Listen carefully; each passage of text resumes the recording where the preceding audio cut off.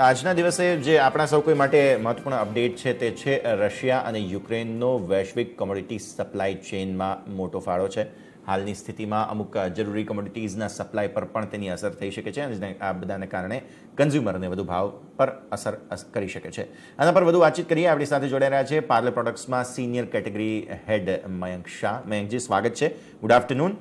અને ઓબ્વિયસલી આ એક વૈશ્વિક પરિસ્થિતિ જે છે તે ઊભી થઈ છે, જેના કારણે થઈને બધી જ જગ્યાએ તેની રિપલ ઇફેક્ટ્સ સૌથી પહેલાં તો આવતી જોવા મળી રહી છે. તો પહેલાં તો એક ઓવરઓલ વ્યૂ જોઈએ, કયા પ્રકારની પરિસ્થિતિ તમે જુઓ છો? અત્યારે જસ્ટ હમણાં જ એવી વાત ચાલી રહી છે અત્યારે કે રશિયા અને યુક્રેન વચ્ચે વાતચીત થઈ રહી છે, બેઠક થઈ છે, એટલે કંઈક આઉટકમ જરૂર આવી શકે.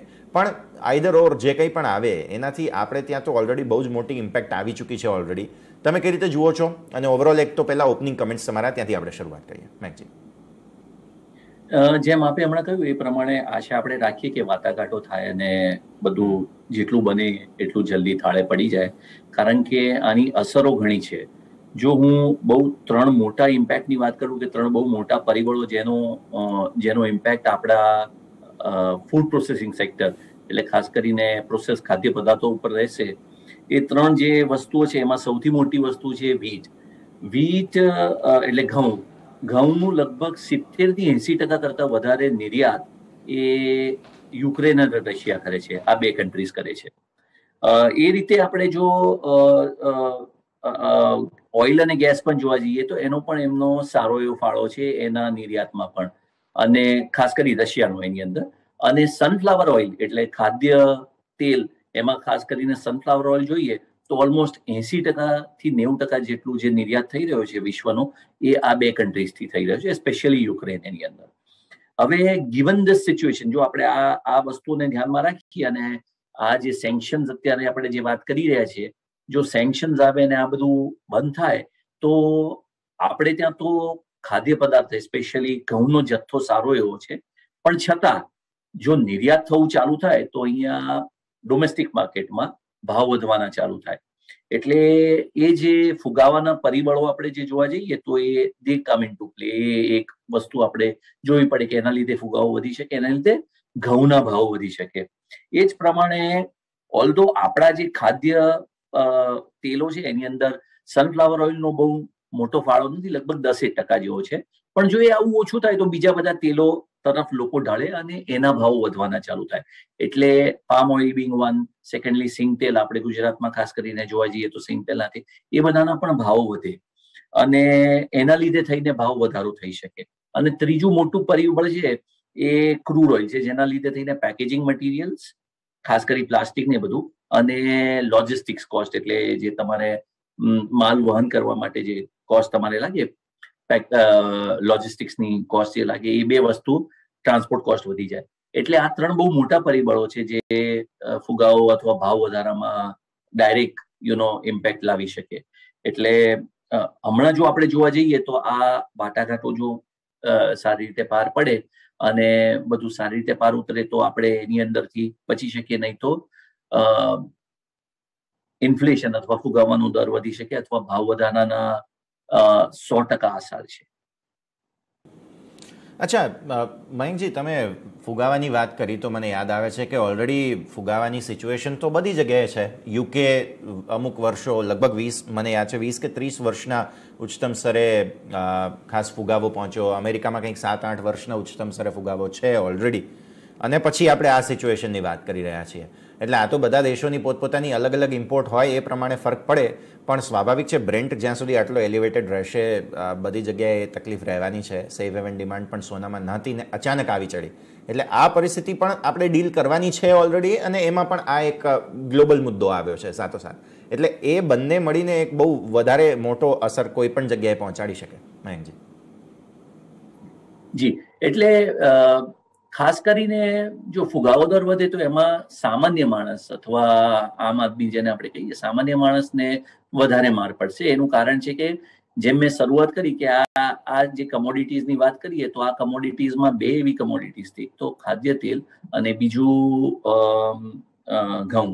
આ 2 વસ્તુમાં જો ભાવ વધારો થાય તો એની સીધી અસર એ ગ્રાહક ઉપર પડી શકે અને સામાન્ય વર્ગ ઉપર વધારે પડશે. કારણ કે આપણે ઇન્ડિયામાં જોઈએ તો આપણું જે કન્ઝમ્પશન બાસ્કેટ છે એની અંદર ફૂડ અને ફૂડ રિલેટેડ આઇટમ્સનો સિંહ ફાળો છે.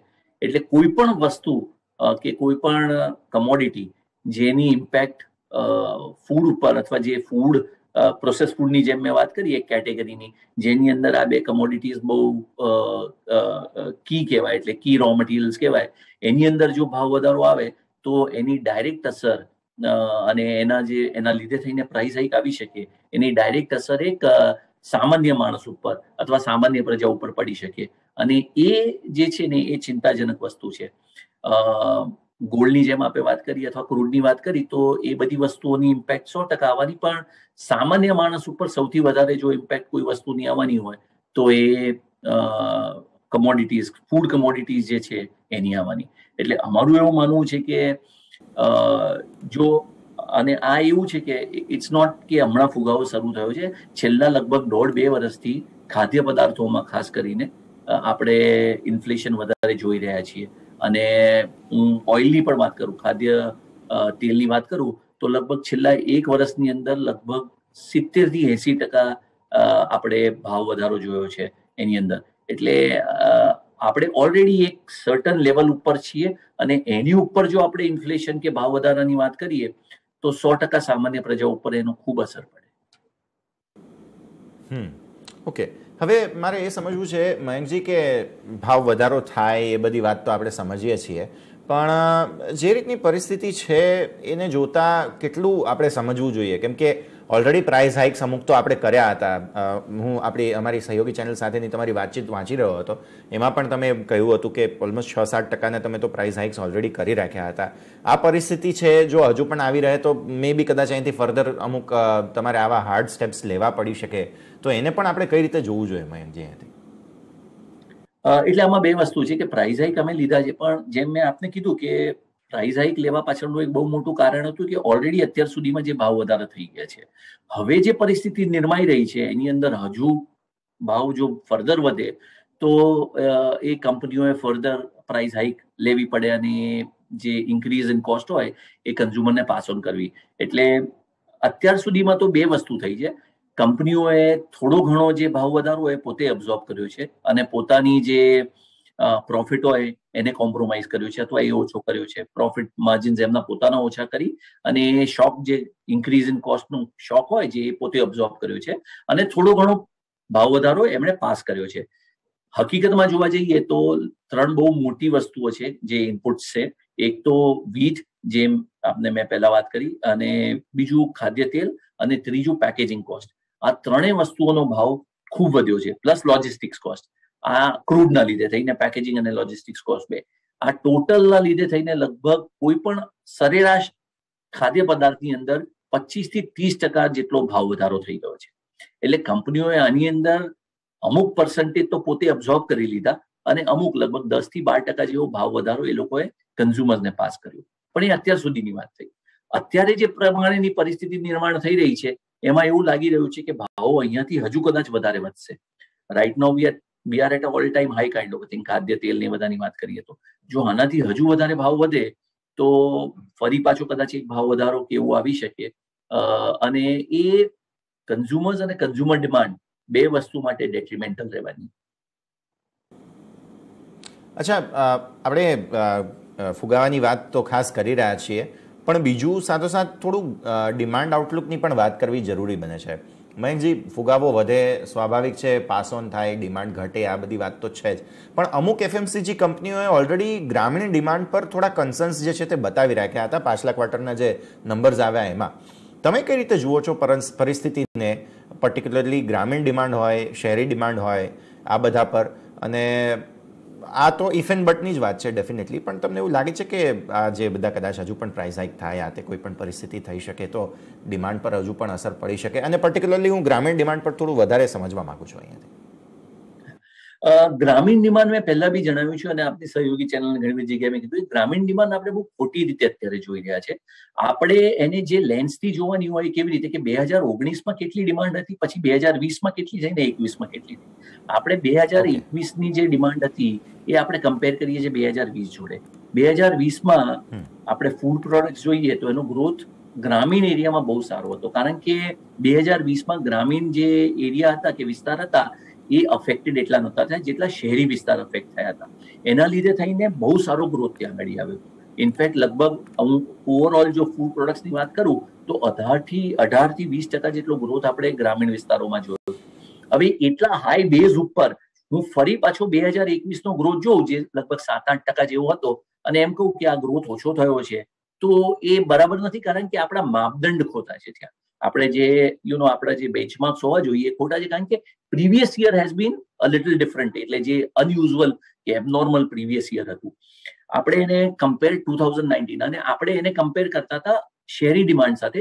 શહેરી જે ડિમાન્ડ હતી એ શહેરી ડિમાન્ડ લગભગ 12-13% જેવી ગયા વર્ષમાં હતી, પણ એ 2020માં જો હું શહેરી ડિમાન્ડ જોઉં ને તો એ ફક્ત 6 કે 7% હતી. એટલે આમ જો 2 વર્ષનો ગ્રોથ જોવા જવું તો ગ્રામીણ ડિમાન્ડ શહેરી ડિમાન્ડ કરતા વધારે ગ્રોથ થઈ છે. એટલે ગ્રોથ રેટ જે ગ્રામ્ય વિસ્તારનો હતો એ વધારે સારો હતો. ઇનફેક્ટ હું અત્યારે જો ગ્રામીણ ડિમાન્ડની વાત કરું કે ગ્રોથ રેટની વાત કરું તો છેલ્લા લગભગ 1-1.5 મહિનાથી એટલે January onwards we are seeing revival. આપણે ગ્રામીણ ગ્રોથ પાછો આવી રહ્યો છે, ત્યાં આગળ ડિમાન્ડ પાછી વધવાની ચાલુ થઈ રહી છે. એટલે 2021નો જો ગ્રામીણ ગ્રોથ આપણે જોવા જઈએ તો એમાં આપણે 2020નો પણ જોવો જોઈએ, અને એ જે હાઈ ગ્રોથ હતો એ પણ આપણે ફેક્ટરિંગ ક્યાંક ને ક્યાંક કરવું જોઈએ, અને આઇસોલેશનમાં ખાલી 2021નો ગ્રામીણ ગ્રોથ ન જોવો જોઈએ. અને આમ પણ આ 2021-22 આ બધા એવા વર્ષો છે કે જેમાં અનસર્ટનિટી વાળી ઇવેન્ટ્સ પણ થઈ હતી, તો સ્વાભાવિક છે એ ડિમાન્ડને પણ તમારું લોજિક એ રીતે પણ અમને યોગ્ય લાગે છે કે ત્યાં અસરો પહોંચી હતી. હાયર બેઝ, લોઅર બેઝ આ બધી પરિસ્થિતિઓ પણ થાય છે, સ્વાભાવિક છે, તો આની પણ અસર આવે. તો મયંકજી, બહુ સરસ ચર્ચા આપણે કરી છે. જતાં જતાં તમે કોઈ તમારા ક્લોઝિંગ કમેન્ટ્સ કોઈ કહેવા માગતા હો, આપણે આજની કન્વર્ઝેશન કરી તેના, કે કોઈ વધુ ઇનપુટ્સ તમે આપવા માગતા હો તો Mayankji, the floor is yours. ના, એટલે એ જ આશા રાખી જે મેં શરૂઆત કરી હતી કે જો આ વાટાઘાટો જે થઈ રહી છે જલ્દી પૂરી થાય અને સારામાં સારી રીતે થાય, અને એ લોકોને કોઈ પોઝિટિવ આઉટકમ આવે જેના લીધે થઈને આજે વૈશ્વિક સ્તરે અત્યારે ઇશ્યુઝ બધા ઊભા થયા છે એ ન થાય. નહીં તો આમાં સામાન્ય પ્રજાને, સામાન્ય માણસને, સામાન્ય ગ્રાહકને ખૂબ મોટો ફટકો લાગી શકે એવું છે. એટલે લેટ અસ ઓલ હોપ કે સારામાં સારી રીતે વાતચીત થઈ અને આ વસ્તુ જલ્દી થાળે પડે. ડેફિનેટલી. ખૂબ